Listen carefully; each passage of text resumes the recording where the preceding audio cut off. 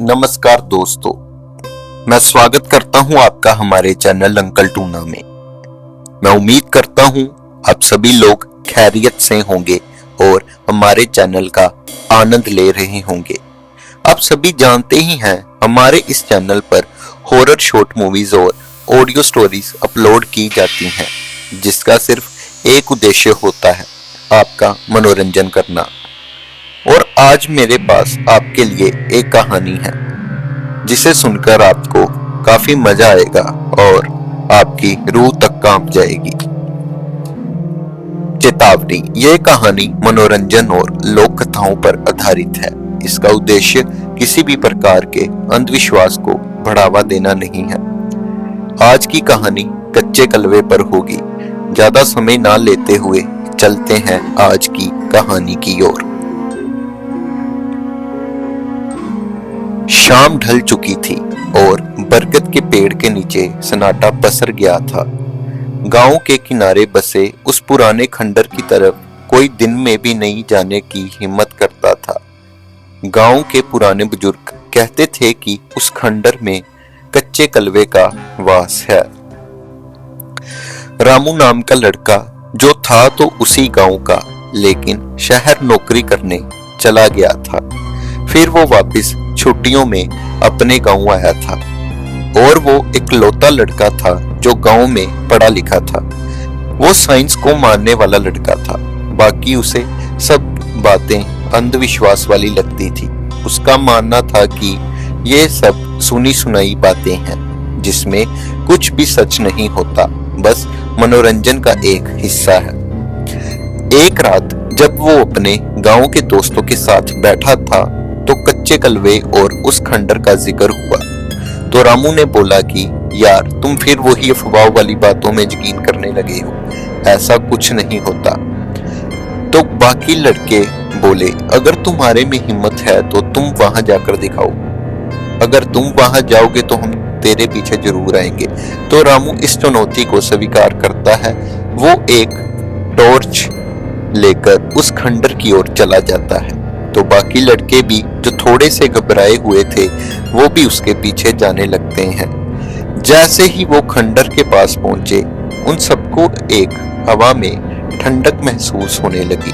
अचानक उन्हें एक छोटे बच्चे के हंसने की आवाज सुनाई दी, जो साथ में बोल रहा था कि क्या तुम मेरे साथ खेलोगे। जब रामू ने टॉर्च चालू की और जिधर से आवाज आ रही थी उस ओर की, वहां कोई भी नहीं था। लेकिन तभी उसे दीवार पर एक साया दिखा, एक छोटे बच्चे का, जिसका आकार धुंधला था, लेकिन उसकी आंखें अंगारे की तरह चमक रही थी। तांत्रिकों की कहानियों के अनुसार कच्चा कलवा उन बच्चों की आत्मा होती है जिनकी मृत्यु जन्म के समय या उससे पहले हो जाती है और जिन्हें तंत्र विद्या के जरिए वश में किया जाता है। यह साया रामू की तरफ तेजी से बढ़ा। रामू के पैर जैसे जमीन से चिपक गए। उसे महसूस हुआ कि कोई नन्हा सा हाथ उसके टखने को कसकर पकड़ रहा है। वह हाथ इतना ठंडा था जैसे बर्फ। लेकिन तभी पीछे से एक कड़क आवाज आई, पीछे हट जाओ। ये उसी गांव के बुड्ढे काका थे जो तंत्र मंत्र को समझ रखते थे। उन्होंने रामू के पास जाकर जमीन पर गंगा जल छिड़का और एक विशेष मंत्र का उच्चारण किया। उस कच्चे कलवे के साए ने एक अजीब सी चीख मारी और धुएं की तरह गायब हो गया। उन काका ने रामू को डांटते हुए कहा, बेटा, यह कोई खेल नहीं है। कच्चा कलवा ना तो पूरी तरह इंसान है और ना ही पूरी तरह से भूत। यह एक अतृप्त ऊर्जा है जिसे लालची लोग अपनी सिद्धि के लिए इस्तेमाल करते हैं। इसे मुक्ति नहीं मिलती है, इसलिए यह केवल शरारत और विनाश जानता है। फिर रामू और उसके दोस्त उन काका के साथ वापस गांव लौट आए।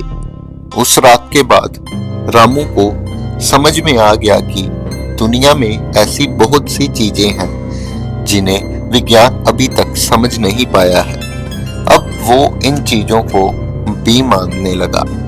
आज भी जब उस गांव में रात को किसी बच्चे के रोने या हंसने की आवाज आती है तो लोग अपने घरों के दरवाजे बंद कर लेते हैं और उसे कच्चा कलवा का बुलावा मानते हैं।